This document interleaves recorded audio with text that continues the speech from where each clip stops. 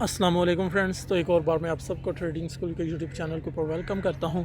आज हम बिटकॉइन के एनालिसिस करेंगे और साथ में हम डॉलर का चार्ट भी देखेंगे और आने वाले वीक में जो न्यूज़ हैं उनको देखेंगे। वैसे हाई इम्पैक्ट जो न्यूज़ हैं वो तकरीबन 13 डेट से स्टार्ट हो रही हैं। 13 डेट यानी कि आज फ्राइडे 9 मई है, तो 13 डेट को सीपीआई की रिपोर्ट आएगी और उस दौरान मार्केट में ज़्यादा फ्लक्चुएशन होगी। वैसे एक बहुत ही इंटरेस्टिंग बात, जब से पाकिस्तान और इंडिया की वार की सिचुएशन स्टार्ट है, हमने देखा बिटकॉइन कॉन्स्टेंटली, ठीक है, मुसलसल अप साइड की तरफ जा रहा है। छोटे मोटे कह लो कि करेक्शन पॉसिबल है और छोटी मोटी करेक्शन करता भी है, लेकिन ओवरऑल एक अपवर्ड ट्रेंड में है।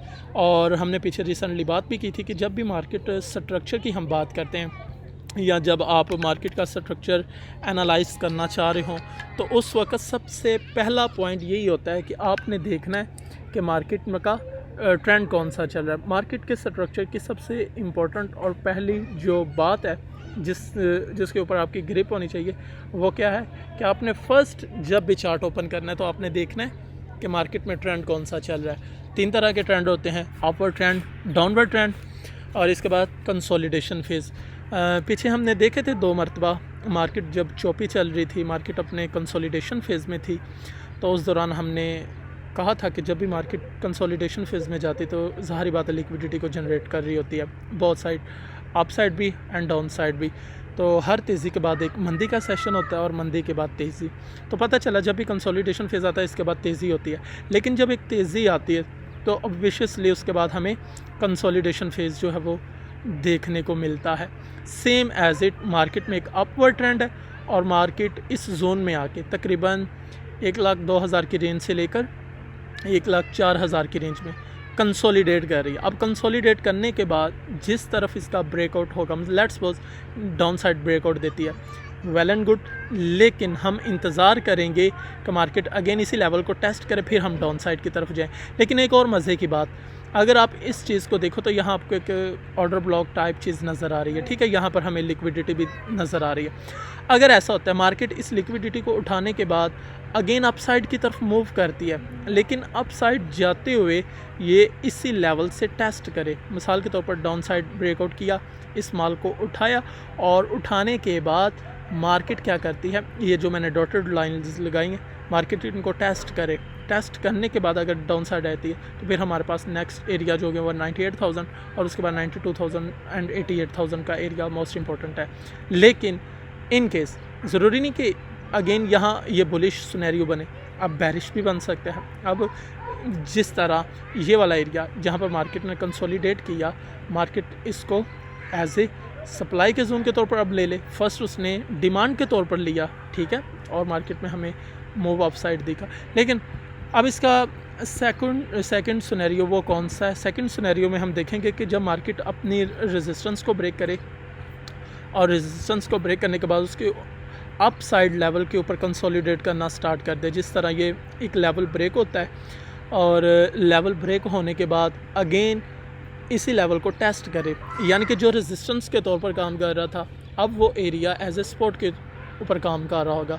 तो जैसे मार्केट अगेन इस लेवल का सपोर्ट लेने के बाद अपसाइड की तरफ निकलेगी तो ज़ाहिर बात है नेक्स्ट एरिया हमारे पास 1,07,000 और 1,09,000 की रेंज में का होगा। तो आप उस चीज़ को भी मद्देनज़र रख सकते हैं, ठीक है। तो ये 2 मोस्ट इम्पोर्टेंट हमारे पास एनालिसिस के पहलू हैं जिनको हम मद्देनज़र रखेंगे। अगर आप इस सेशंस में या इस पर्टिकुलर मूवमेंट में ट्रैप होते हैं तो ऑब्वियसली आप एक रॉन्ग एंट्री के ऊपर खड़े रहेंगे। अब आपका जो पैटर्न या आपकी जो स्ट्रैटेजी है, ज़ाहिर बात उसमें एसएल ज़रूर होगा, लेकिन शॉपी मार्केट में कभी भी एंट्री जो है एग्जीक्यूट नहीं करते। नो डाउट मार्केट अपने रेजिस्टेंस के आजू बाजू में यहाँ पर सेल की पोजीशन बनती है, लेकिन मार्केट में आपकी अपनी एक स्पेसिफिक स्ट्रेटजी होनी चाहिए। चले मैं आपको थोड़ा सा न्यूज़ का भी दिखा दूँ। आज 9 मई है, तो 6:30 AM के ऊपर CHCPI, ठीक है, ईयरली, लेकिन ये इतनी हाई इम्पैक्टेड न्यूज़ नहीं, लेकिन ये 10 डेट को है कल, और इसके बाद 11 डेट सैटरडे, संडे, मंडे को भी कोई न्यूज़ नहीं है, ठीक है। इसके बाद ट्यूसडे May 13 आता है, ये हमारे पास एक डे है। अगर आप इस दिन देखो तो 5:30 के ऊपर अमेरिका का CPI का डाटा जो है वो रिलीज़ होगा। CPI से मुराद कंज्यूमर प्राइस इंडेक्स मंथली भी और ईयरली भी, ठीक है, दोनों हाई इम्पैक्टेड है। और अगर आपको पता नहीं कि इसको किस तरह रीड आउट करना है तो सेम एज इट आप फोल्डर को ओपन करके देख सकते हैं। ये हमारे पास फोरकास्ट प्राइस होती है। मैं थोड़ा सा इसको रिफ़्रेश करूँगा तो यहाँ पर मुझे वैल्यू नज़र आएंगी।